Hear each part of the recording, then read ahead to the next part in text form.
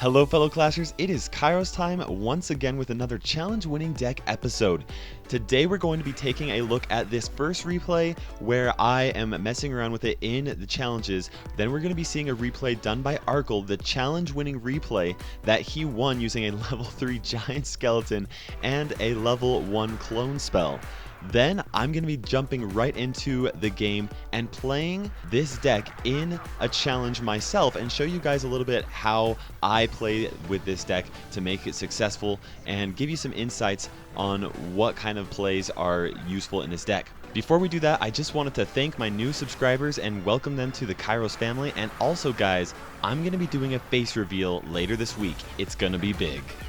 If you have any suggestions or comments, leave it in the section below. I read all of my comments, so you won't be missed.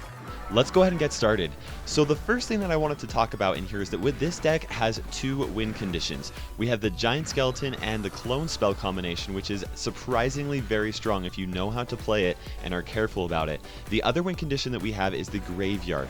Now I know that not everybody has the legendary graveyard, and so you can replace the graveyard for the goblin barrel. It's not the best substitution. It doesn't work exactly the same, but if you're careful with how you place your giant skeleton and your skeleton army along with your furnace, I think that you can make this deck into a solid spellbait deck. Another card that you can definitely swap out is the zap for the log. Those aren't equal trades exactly, but I do like the zap a little bit more because of its help with air troops. The last substitution that you might want to think about making is switching out the skeleton army for the guards. I like that change because the guards actually they're a little bit better with the clone spell because they do have that shield, so they actually withstand 2 hits after they've been cloned. Now let's talk about this first win condition here.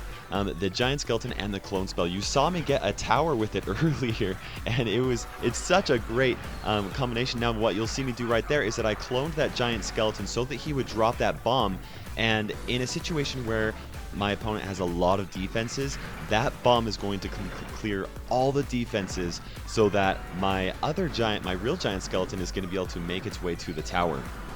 This takes some practice, but you can definitely do it. You can also use the clone to clone skip. I guess that's trademarked by Orange Juice or something like that. You can clone skip it so that giant skeleton will avoid buildings like the Inferno Tower or cannons and things like that. Even tombstones, I've been able to have success with that.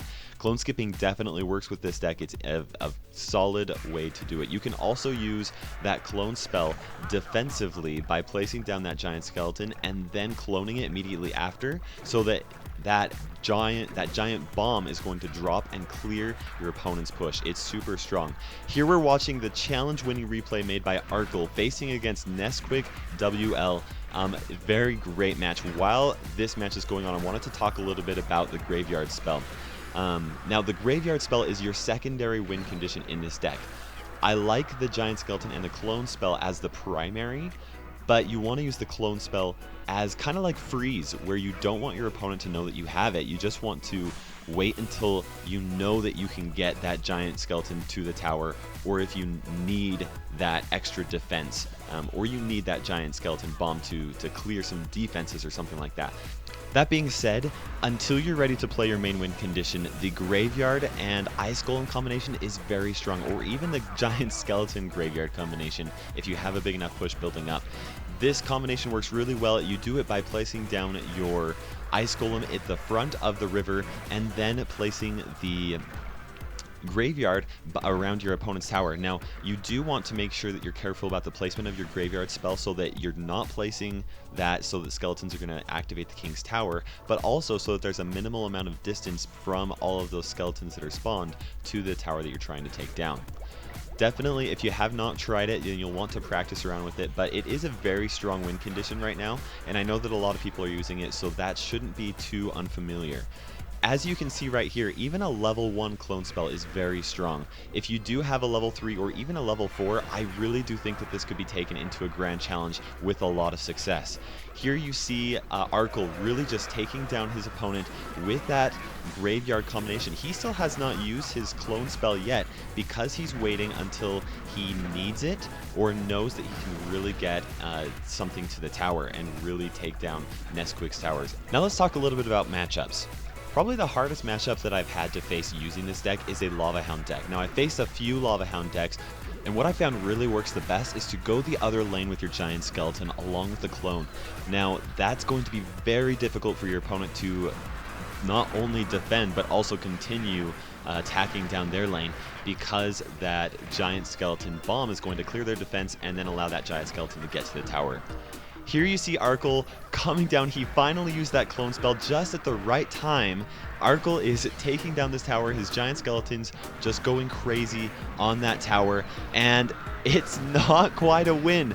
But that tower is below that health mark where that giant bomb, all he needs to do is just get that giant bomb to that tower and he's won. He's going with a full-blown push. There's no way that Nesquik is going to be able to finish this off. It's good game, very well played.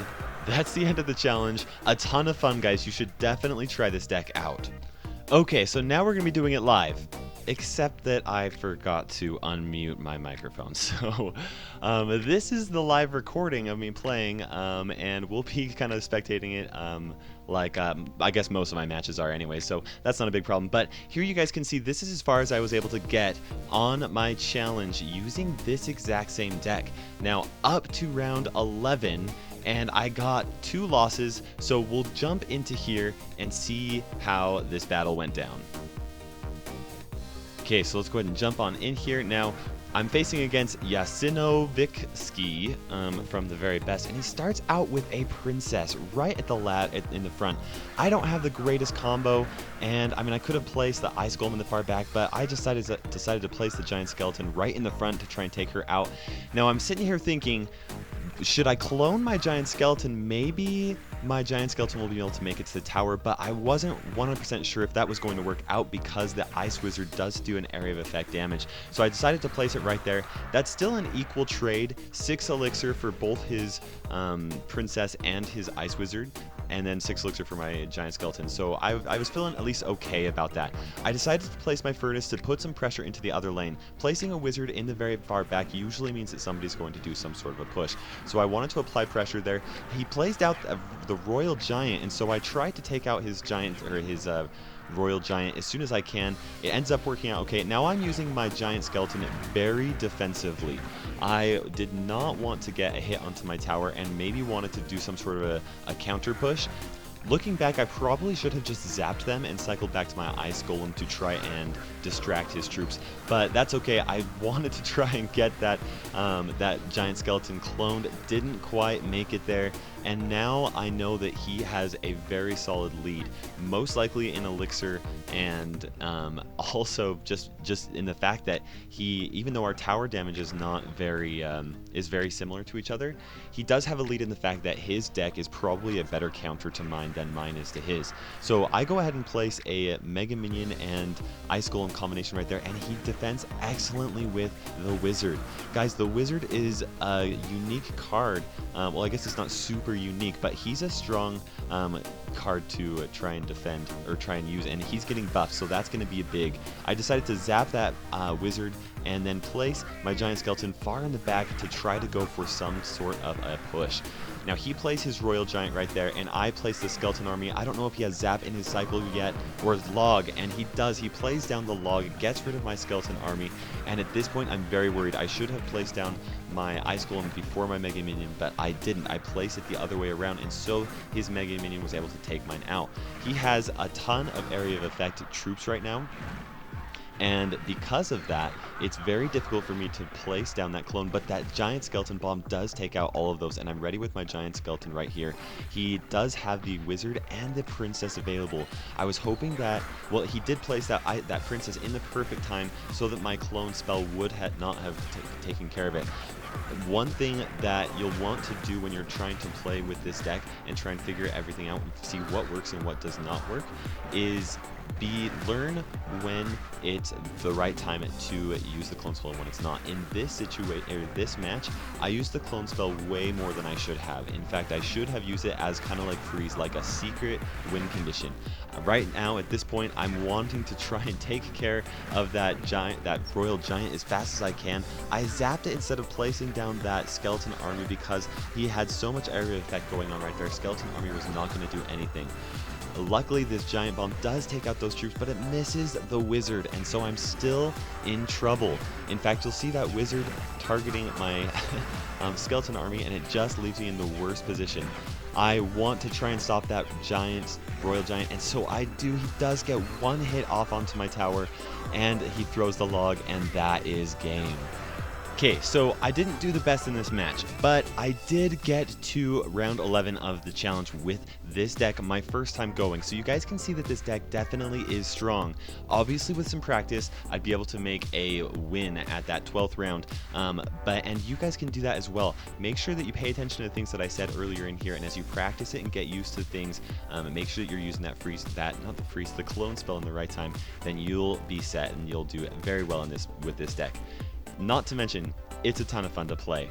So we'll go ahead and open up this chest so you guys can see what's in there. But I did just want to thank you guys so much for watching this video. Let me know what you think about it. This is different than how I've done my challenge winning deck series in the past, so let me know in the comment section below. I promise your comment will not be missed. This is KairosTime ticking by, and we will see you in the arena.